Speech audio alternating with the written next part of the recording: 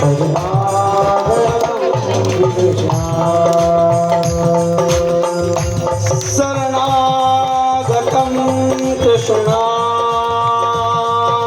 शरणागतं कृष्ण शरणागतं कृष्ण शरणागतं कृष्ण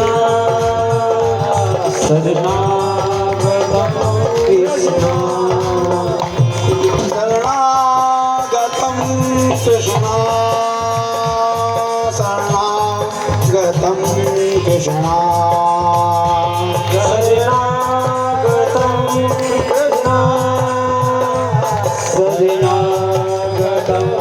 कृष्ण शरणागतं कृष्ण शरणागतं कृष्ण शरणागतं कृष्ण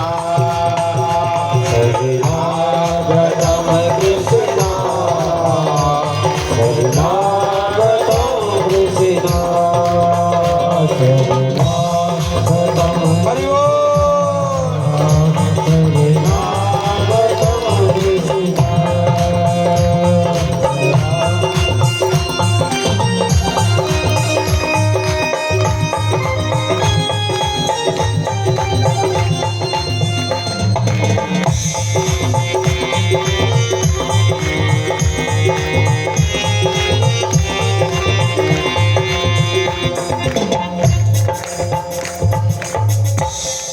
इस प्रकार से सदैव अपने मन में भाव शरणागति का हो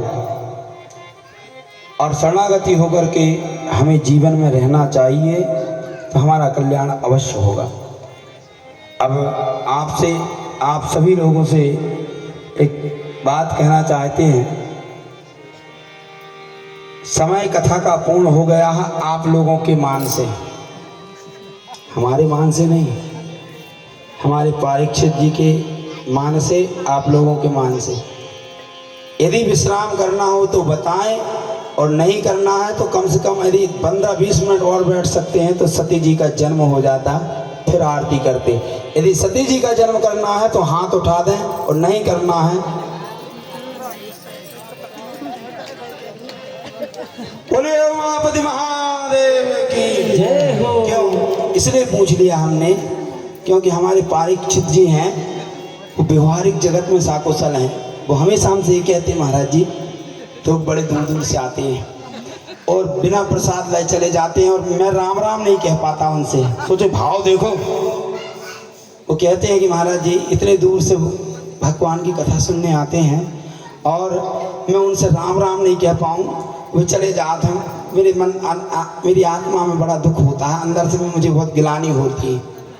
तो मैंने मन में सोचा कि कितना सुंदर भाव है। आप सोचिए वो यहाँ बैठ कर के भी और वो आप लोगों का चिंतन करते हैं कि मैं इनसे राम राम नहीं कह पाता।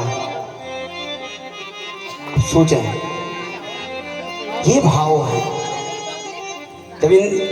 जब इस बात को कहते हैं तो हमारा अंदर से एकदम आत्मा कांप जाती है कि ऐसे भाव होना चाहिए। इसको कहते हैं कि सबका मान और सम्मान आगे रखना जीवन में। तो चलो आप लोग खुश हैं क्योंकि अब हमारे परीक्षित जी बड़े अच्छे से बैठे रहेंगे 15 मिनट। अब इनको आत्मा में कष्ट नहीं होगा क्योंकि ना ये हो गया कि नहीं मैं सबसे राम राम कर लूँगा। चलो आइए समय ना व्यतीत करते हुए आगे। तो भगवान अपनी लीलाओं को करने के लिए शक्ति को आदेश देते हैं और शक्ति यहाँ सृष्टि के क्रम को मैं अपना सहयोग प्रदान करने के लिए दक्ष के यहाँ सती के रूप में अवतरित होती हैं। तो क्या कहते हैं कि गतेषु नवमासेषु कारयित्वा च लौकिकीं गतिं शिवां च पूर्णे च सा दशमी मासी नारदा। दक्ष की पत्नी को कहीं वीरणी भी कहा जाता। दक्ष की पत्नी का नाम क्या था?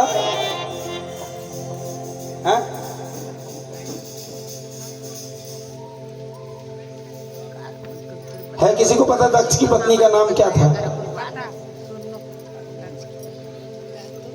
नहीं पता, बस ये देखने जाते कि महाराज कितना सुंदर आया है, महाराज हमको कितना नचाता है और महाराज कितना सुंदर भजन गाता है।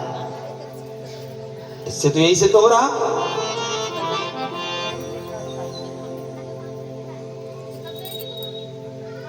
चलिए, एक नाम तो बता ही दिए हमने कि दक्ष की पत्नी का कहीं कहीं बारणी कहा जाता है।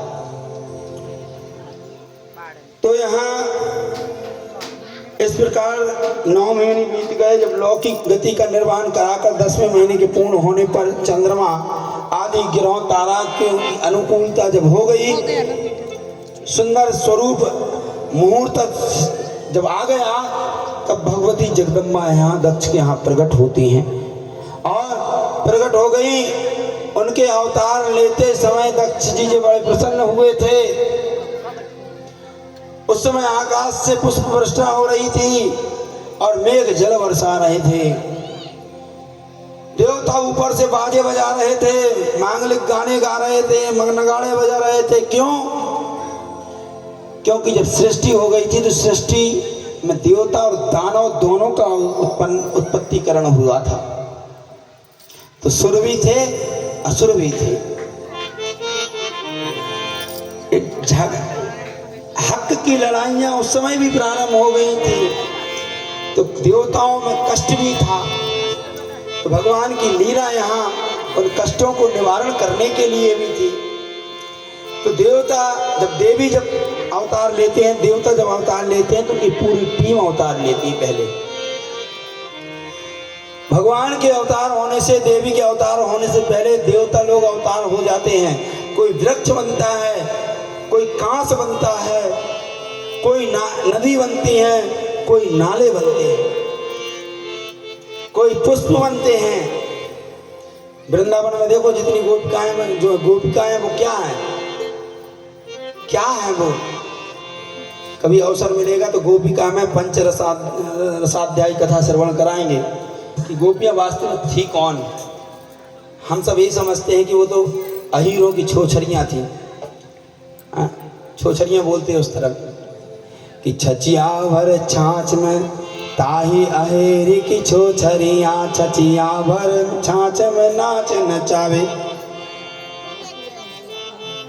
भगवान गोपाल कृष्ण ऐसे भोले भावन है कि गोपनांगाएं जो थी, ग्वालिना जो थी, भगवान कृष्ण को कहते थे कि एक आना माखन का गोला चाहिए क्या? यदि चाहिए हो तो आ जा। भगवान जानते थे कि नचाएंगे, पर माखन खाना था, लीला करना था, उद्धार करना था, तो ठुमुक ठुमुक भगवान चले जाए। चलो, भगवान की लीला तो बड़ी आनंदमयी है, जितनी भी हम लोग कहेंगे तो अपूर्ण पड़ती है। तो इस प्रकार से देवता लोग वहाँ अवतार हुए और भगवती की सेवा के प्रतीक्षा में सब लोग थे कि माहेशानी नमोस्तुभ्यं जगदम्बे सनातनी कृपया कुरु महादेवी सत्य सत्य स्वरूपिणी। बोलिए जगदम्बा महारानी की जय हो। वो शिवा की शक्ति जगदम्बा यहाँ सती के रूप में दक्ष के यहाँ अवतार धारण करती हैं। और सनातनी शब्द में ध्यान दीजिएगा, भगवान का नाम है सनातन। हमने पहले बता चुके हैं कि सनातन आने सदा, सना आने सदा और तन आने रहने वाला। तो जो सदा रहने वाला है, जिसका कभी अंत नहीं होता, कभी उसका उदय नहीं होता, कभी उसका अस्त नहीं होता, वो है सनातन। उस सनातन की शक्ति का नाम भी सनातन। उस सनातन से जो धर्म चला वो भी सनातन।